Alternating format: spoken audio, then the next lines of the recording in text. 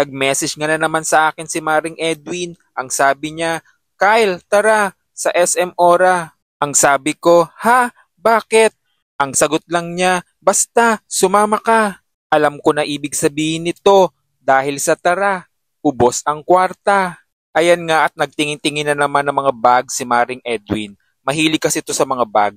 Wala namang nagustuhan.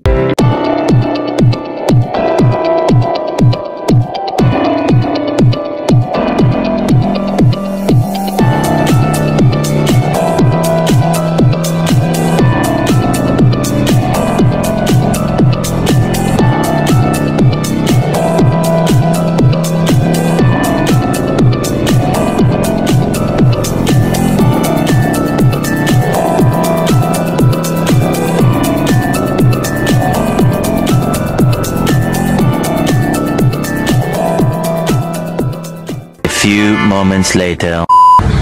Nandito kami sa Starbucks, sa SM Ora. Actually, sa labas siya ng Starbucks Coffee.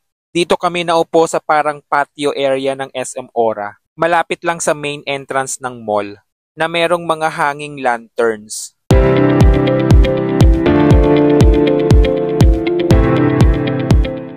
Ayun lang, see you on my next ganap.